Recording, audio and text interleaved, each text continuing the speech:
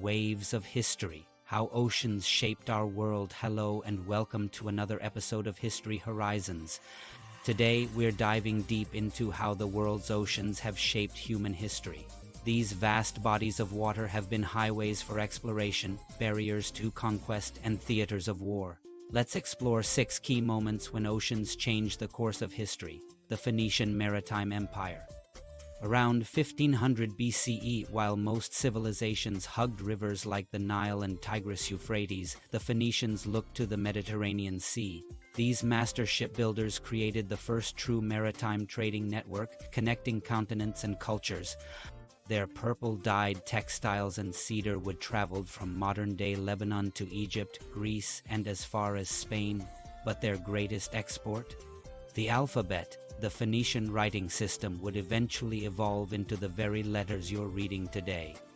The Phoenicians didn't conquer through military might, they colonized through commerce, establishing ports like Carthage that would become powerful cities in their own right. Without their mastery of the Mediterranean, the ancient world would have remained disconnected islands of civilization rather than an interconnected network. Portuguese Age of Discovery. In the 15th century, a small nation on Europe's edge would revolutionize maritime exploration. Portugal, under Prince Henry the Navigator, systematically pushed south along Africa's coast, inching into unknown waters that Europeans had feared for centuries. Portuguese innovations changed seafaring forever. Their development of the caravelanimble, ocean-worthy ship, and advancements in navigational tools like the astrolabe allowed sailors to venture far from coastal waters.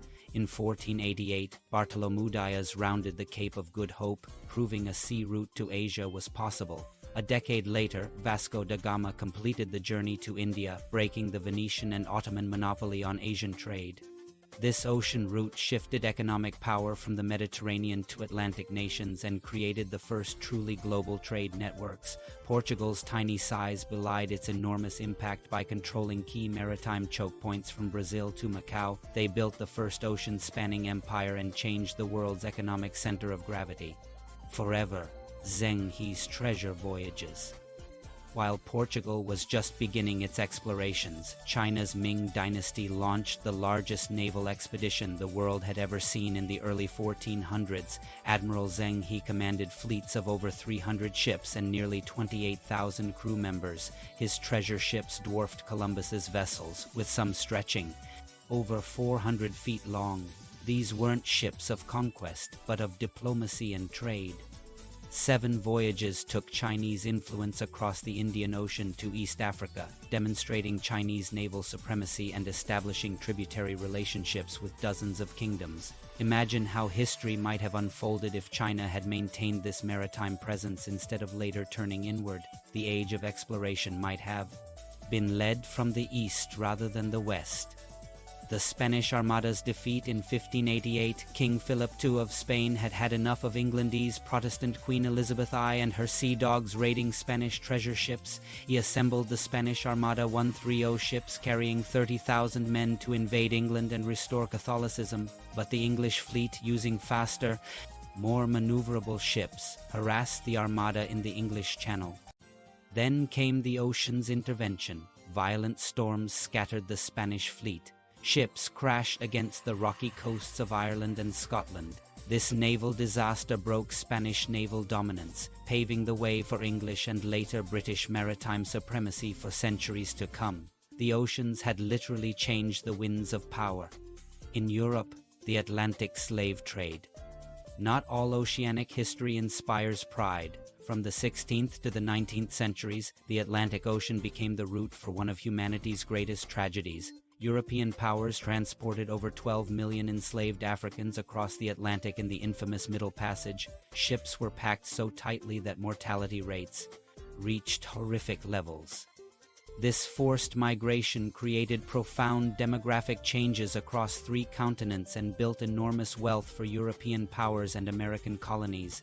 The ocean that once separated these continents became the brutal highway for this human catastrophe, reshaping societies on both sides of the Atlantic and creating wounds and legacies that continue to this day.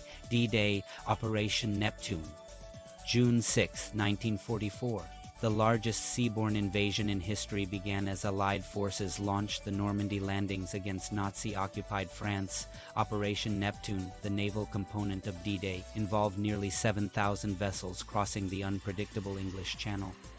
Weather conditions were so crucial that General Eisenhower postponed the invasion by a day, waiting for a narrow window of opportunity the ocean would provide. Despite rough seas making many soldiers seasick before they even reached the beaches, the Allied forces established their foothold in Western Europe.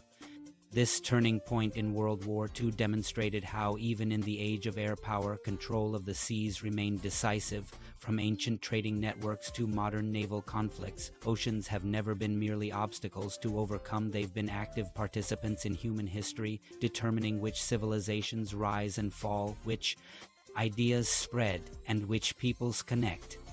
Today, as climate change threatens to alter our oceans in unprecedented ways, understanding this blue history becomes even more crucial. The tides of history continue to flow, and as they have for millennia, our oceans will shape whatever comes next. Thanks for watching History Horizons. If you enjoyed diving into oceanic history with us, don't forget to like, subscribe, and share your thoughts in the comments below. Until next time, keep exploring.